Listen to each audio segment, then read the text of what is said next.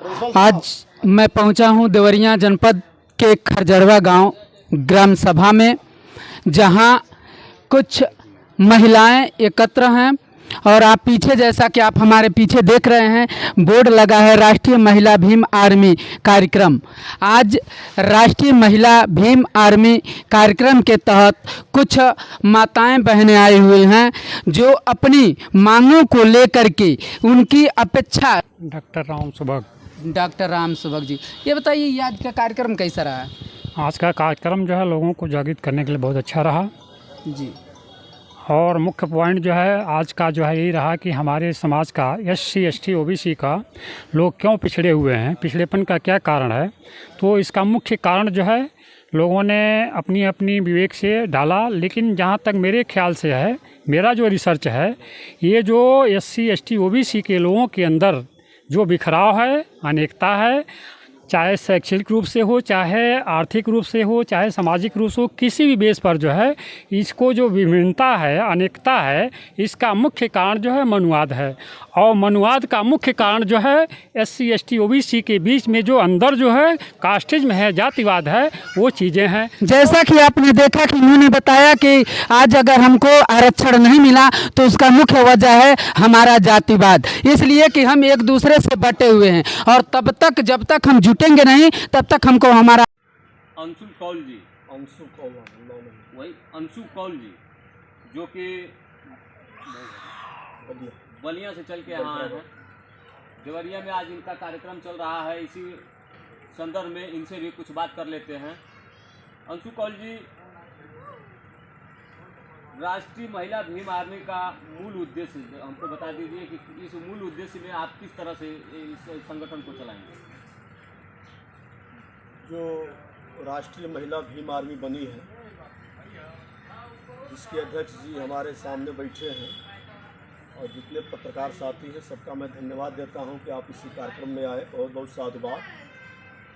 इसका मेन उद्देश्य है कि बहुजन समाज को आगे बढ़ाना, उनको संगठित करना, शिक्षित करना, किस तरह से उनके अधिकार को दिलाना है। उनके साथ अगर अन्याय हो रहा है तो अन्याय के खिलाफ लड़ करके उनको न्याय दिलाना। 21 तारीख को भारत बंद था। भारत बंद के दौरान देवरिया से लेकर पूरे भारत के जो भी शहर थे, दलितों ने घेर के एकदम सारा कुछ आवागमन, हर कुछ बंद कर दिया था। क्योंकि आपका संगठन महिलाओं का संगठन है और सेंटर पे कहीं भी किसी भी सेक्टर में आपका संगठन दिखाई नहीं दिया, इसका मतलब क्या था? नहीं, देखिए, हमारा संगठन जो है कि धरना प्रदर्शन में था। 21 अगस्त को था और धरना प्रदर्शन किया। और जब तक क्रीमी लेयर और वर्गीकरण का, अगर जो पार्लियामेंट में, क्योंकि कानून बनाने का पार्लियामेंट को राइट अधिकार है, और जब तक पार्लियामेंट से विधेयक ला करके उसको नवीं सूची में नहीं डाला जाता है, तब तक जो है कि हमारा संघर्ष जारी रहेगा, जब तक क्रीमी लेयर और वर्गीकरण को न खत्म किया जाए। कहीं ऐसा तो नहीं है कि आपका संगठन या राजनीतिक रूप देने के लिए बनाया गया? देखिए, अभी तक तो मुझे नहीं लगता है, और हम देख भी रहे हैं कि हमारा संगठन जो लड़ाई लड़ रहा है वो सामाजिक लड़ाई लड़ रहा है और आगे भी लड़ता रहेगा। जैसा कि यहाँ जनता या तमाम संगठन या राजनीतिक पार्टियाँ या दलित समाज के लोग इस पे बात कर रहे हैं कि कॉलेजियम सिस्टम को हटा देना चाहिए, लेकिन मैं कहता हूं कि कॉलेजियम सिस्टम को हटाने के बजाय आप कॉलेजियम में भागीदारी क्यों नहीं चाहते हैं? देखिए पत्रकार बंधुओं, मैं ये चाहता हूं कि कॉलेजियम सिस्टम ख़त्म हो जाए, जातीय जनगणना कराई जाए, जिसकी जितनी संख्या भारी उसकी उतनी हिस्सेदारी। आज जो क्रीमी लेयर और जो SC ST में वर्गीकरण का जो सुप्रीम कोर्ट द्वारा फैसला आया है, एक तरफा फैसला आया है, और फैसला देने वाले वही हैं जो है कि एक ही वर्ग के हैं। क्या सरकार ने क्रीमी लेयर लागू किया है अभी? अब तक जो हवाई जो उसका स्टेटमेंट आया है जो माननीय प्रधानमंत्री जी का, कि हम इसको अभी तक लागू नहीं करेंगे, लेकिन अभी वह हवाई है।